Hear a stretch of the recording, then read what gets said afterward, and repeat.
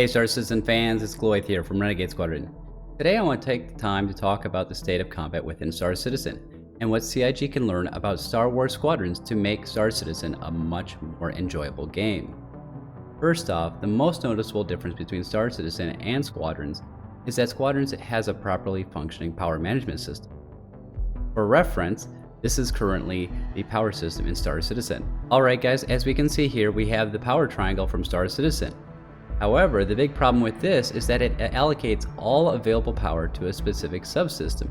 And as a result, if you have a low power plant, is that you can essentially power destabilize your ship simply because you put too much power to weapons, or too many power to shields, or too much power to engines. And on top of that, if you've got access power, the allocation is completely worthless. And on top of it, there's no secondary or buffs for allocating a certain way. On the flip side, we've got Star Wars Squadron's power allocation system right here. As we can see, we have a power capacitor here. We've got our power pips here, one for thrusters, weapons, and shields. And what's really cool about this is that it's based on access power generated that gets provided to the capacitors, which then can be expended, and as a result, it doesn't cripple your ship. This is not taking all the power. And then there's also a secondary effect when you allocate all your access power to a specific subsystem. For example, if you power your weapons up all the way to the top, you'll have access rate of fire. You put power to engines, you'll have a faster rotation rate, higher SCM, but you'll also start generating boost here. And then as far as shields, if you put your shields all the way to the top, you'll actually get a little kind of an icon that goes over here, and that signifies you've got an overshield. So it's really kind of cool how that works. To be fair to CIG, they've already talked about adding weapon and thrust capacitors, which is really awesome. However, I cannot stress the golden opportunity of adding in a secondary effect for allocating all access power to a specific subsystem. Players absolutely hate having to overclock their weapons and shields every time they respawn. Instead, CIG could use the mechanics already implemented as a secondary effect. For example, full power to weapons could overclock weapons. Furthermore, full power to thrusters could enable SCM+, essentially gating it to full power to thrusters. And while in SCM+, the thrust capacitor could expend, and when you're out of thrust capacitor, you would just drop down into SCM again. So we don't have people constantly at SCM+. On top of it, they can make full power to shields that would essentially enable hardening and potentially increase, rate of regen via overclock. So that's just another opportunity that CIG could do. And what's really cool about all of this is that we could have different power plants, weapons, and thrusters, and shields that have unique characteristics to influence all the stuff that I mentioned. Now, the third important difference between Star Citizen and Star Wars Squadrons is how they handle hull and shield hit point distribution. In Star Citizen, our shields make up a majority of our shield's effective hit points, especially on fighters. Let's take a look.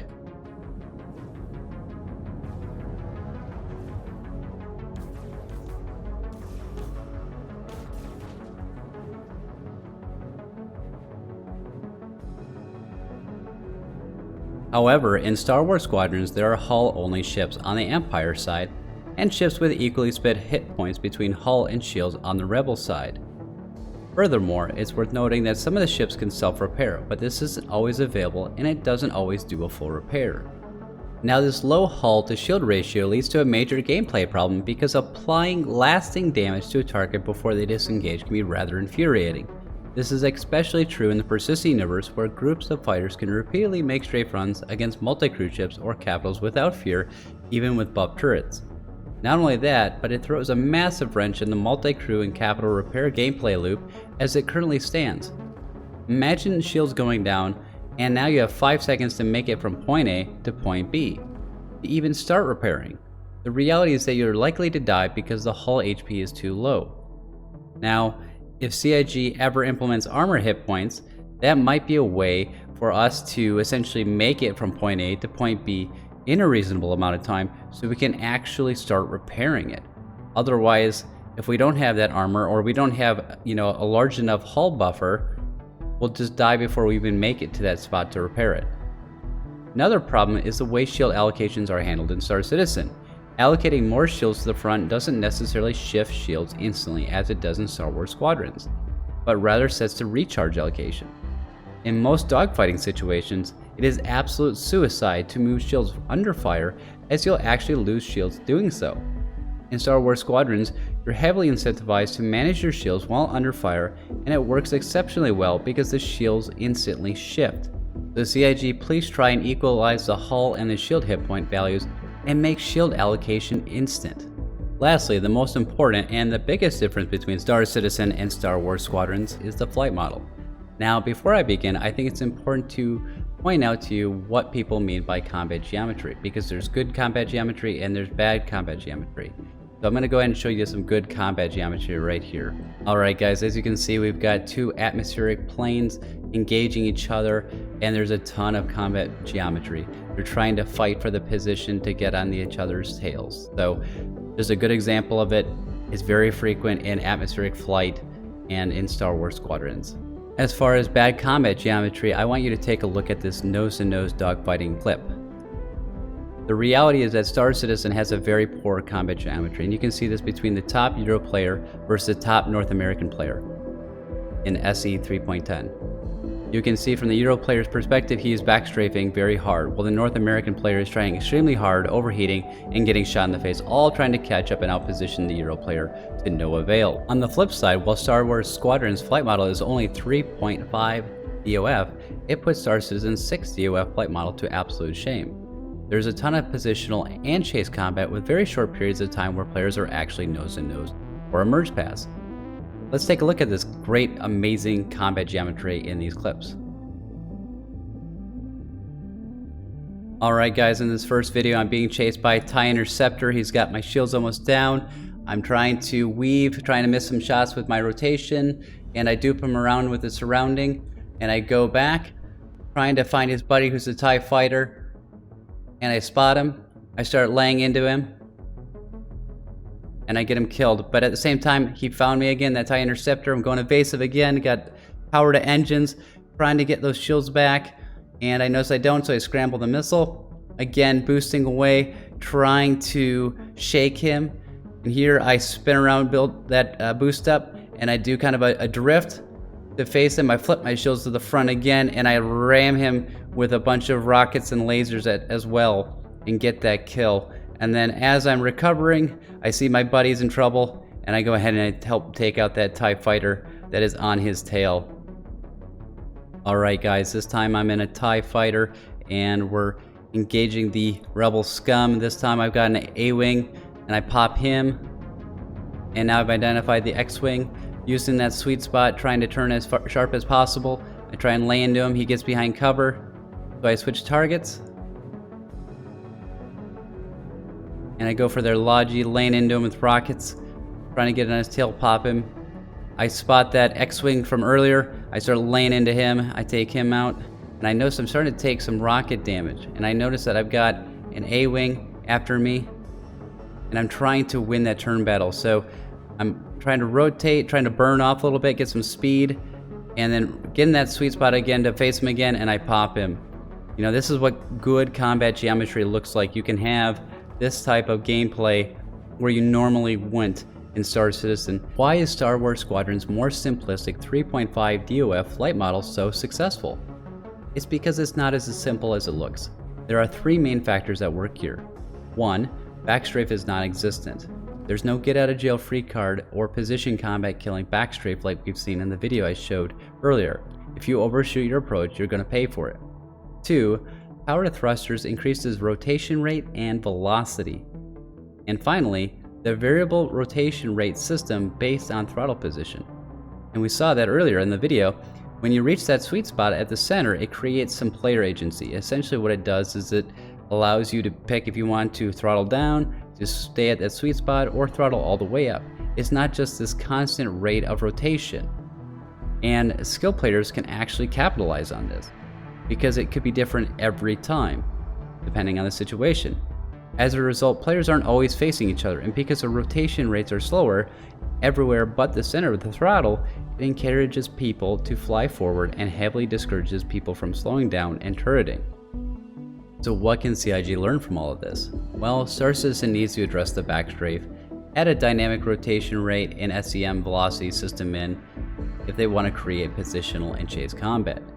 So how would they go about doing this? Well, for starters, I'm not saying get rid of backstrafe. It needs to be in a 6 DOF game. However, why is backstrafe more powerful than lateral and vertical thrusters despite using the exact same thrusters? It makes no realistic sense. However, for gameplay's sake, backstrafe really should have the weakest thrust possible, as it's already taking advantage of momentum of inertia during a kite. So this is one of the reasons why, despite having like 18 Gs on forward thrust and 12 Gs on backwards thrust, you still can get kited. It's that momentum inertia that is helping them big time. So you can really dial back retro thrust, backstrafe, and still be able to kite because of that momentum. So definitely needs to be addressed. Additionally, another easy win I think would be increasing power to thrusters also increases rotation rates and SCM velocities. To me, that is just kind of a gimme. It just makes sense. And it's made sense in a lot of other games that are in that genre, in the space genre. Now, as far as a variable rotation rate system, that's a lot harder of a sell for a Newtonian game. I know a lot of people think, yeah, it could work, but does it make sense for this type of game that's kind of a sim, right? And I could actually see G-forces playing a role if done correctly and had some caveats. So, for example, if we had low eyes out tolerance and a high onset, it would greatly discourage players from rapidly slowing down in a fighter to turret or to backstrafe on their targets. If they did, they would likely G-lock without G-safe on, as G-safe would normally limit the amount of retro that could be applied at a given time. Otherwise, they would have to manually feather their retro down on their own. The result is that in many cases, it would encourage players to ease into their approach with the target with the rotation rate and velocity so that they wouldn't get punished too heavily by the Gs from retro thrusting when correcting. However, there's one big flaw with this system, and that is the fact that decoupled can circumvent the G-force system to quite an extent due to translational drift. Now, one of the first things taught to brand new combat pilots is to turn off G-safe in the game settings. Make sure you have decoupled mapped to their controls. They are then taught to use decoupled as a form of G-safe to bleed Gs by causing their ship to drift during turns when they're near blackout. So CIG would definitely need to find a way to fix this loophole by making either Gs tougher and decoupled, or by lowering the rotation rate of the ship and decoupled, or some other way of offsetting the decoupled advantage and way of circumventing the G-force system. Anyways, I hope CIG takes a look at this video. I think there are a lot of fantastic ideas that Star Wars Squadrons showcases that could be implemented into Star Citizen to make it the best damn space sim ever. If you agree with the suggestions, give me a thumbs up. If you disagree with the suggestions, leave me a comment. I'd love to hear from you either way. And as a reminder, Renegade Squadron is giving away a copy of Star Wars Squadrons for anyone that likes, subscribes, and comments on any of our videos and live streams during the month of October. I'll see you guys next time. Renegade Squadron signing off.